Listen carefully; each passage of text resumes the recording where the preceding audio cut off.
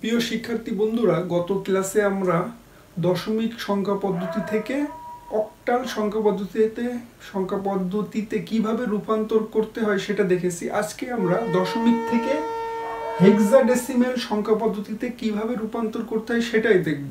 আমি সময়ের সুবিধার্থে অলরেডি হেক্সাডেসিমেলের যে নাম্বারগুলো আমি লিখে রেখেছি। তোমরা হয়তো অনেকেই জানো হেক্সাডেসিমেলের বেস হচ্ছে 16, কারণ তার সাংকেতিক চিহ্ন বা অঙ্ক হচ্ছে মোট 16। এটাইকেই আবার সেই সংখ্যা পদ্ধতির মানে হেক্সাডেসিমেলের ভিত্তি হিসাবে বলা হয়। ওকে, সো আমরা শুরু করি।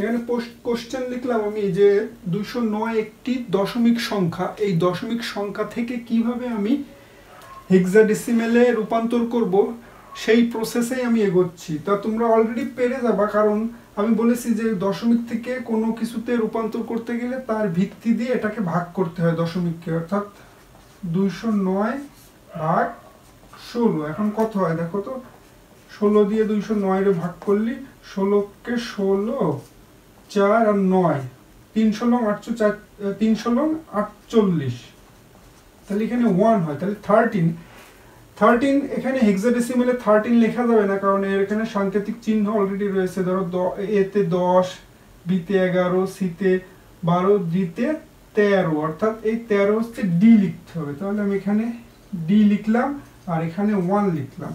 আবার হচ্ছে 16 দিয়ে ডি এ কি ভাগ করা যায়? যায় না। সো ডিটা এখানে দিলাম আর এখানে 0 দিলাম। এখন এটা হচ্ছে MSB অর্থাৎ মোস্ট সিগনিফিকেন্ট বিট, আর এটা হচ্ছে LSB অর্থাৎ লিস্ট সিগনিফিকেন্ট বিট। তো উত্তর কিভাবে লিখতে হবে? উত্তরটা লিখতে হবে এইভাবে, অর্থাৎ D1 অর্থাৎ এই এটা হচ্ছে পূর্ণ সংখ্যার ক্ষেত্রে। এখন আমরা দেখব ভগ্নাংশের ক্ষেত্রে কিভাবে দশমিক থেকে হেক্সাডেসিমেলে রূপান্তর করতে হয় সেটাই দেখি।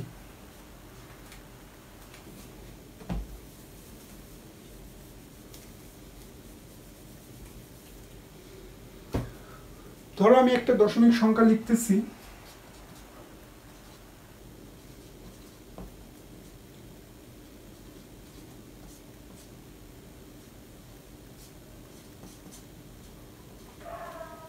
একটি পূর্ণ সংখ্যা আছে, একটি ভগ্নাংশ আছে, অর্থাৎ আমাকে হেক্সাডেসিমেলে রূপান্তর করতে বলা হচ্ছে। সেই পুরনো নিয়ম আমি যেটা ফলো করতে বলতেছি তোমাদের, সেটা প্রথমে লিখতে হবে যে পূর্ণ সংখ্যা 398 কে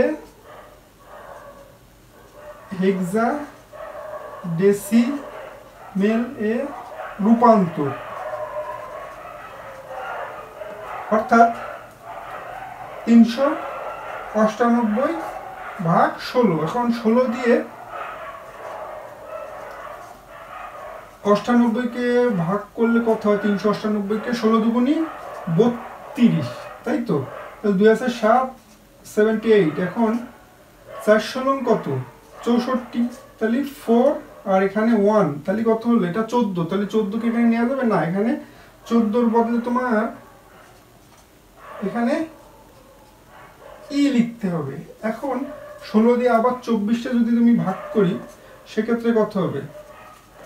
16 দুগুণী 32, বেশি হয়ে যায়, তাহলে 16, তাহলে কত হয়? 16 থেকে 8 হয়, তাহলে ভাগফলটা এখানে লিখতে হবে আর এখানে 8। এবার 16 দিয়ে কি 1 ভাগে হবে না, সো এখানে 0 আর এখানে 1, তাহলে উত্তরটা লিখতে হবে 398 কত 18E, যেহেতু নিচ থেকে উপরে। সো এটা হলো তোমার হেক্সাডেসিমেলের মান। এবার ভগ্নাংশের ক্ষেত্রে কি করতে হবে সেটাই আমরা দেখি।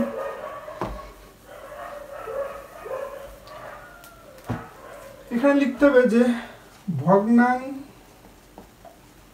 0.50 কে আমি সংক্ষেপে লিখতেছি হেক্সাডেসিমেলে রূপান্তর,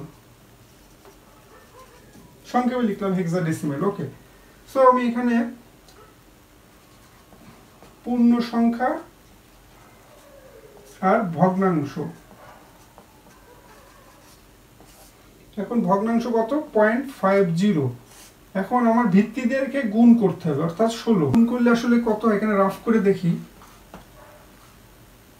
16 অর্থাৎ 0 5 6 30, আর এখানে 0 আর 5 অর্থাৎ 008, যেহেতু পয়েন্ট দুটোর আগে, সো এখানে পয়েন্ট, সো এখানে 0.8। সেখানে আমাদের 0 হয়ে গেছে এবং পূর্ণমান আমরা পেয়ে গেছি। এখানে আমাদের আর কিচ্ছু করার নেই। সো উত্তরটা লিখতে হবে ভগ্নাংশ 0.5 10 সমান সমান কত? 8। যেহেতু এটা পয়েন্টের মান, সো এখানে আমাদের পয়েন্ট দিতে হবে। সো এখন আমরা উত্তরটা এবার লিখবো, নির্ণয় উত্তর কত? 398 পয়েন্ট সমান সমান কত? 18E.8। সো শিক্ষার্থী বন্ধুরা, আশা করি তোমরা এটা সম্পূর্ণভাবে বুঝতে পেরেছো। মূলত এটা একদম ইজি প্রসেস। এই প্রসেস তোমরা ফলো করলে সবগুলো সংখ্যা পদ্ধতিতেই তোমরা রূপান্তর করতে পারবে। সো আজকে ক্লাস দেখার জন্য অনেক ধন্যবাদ।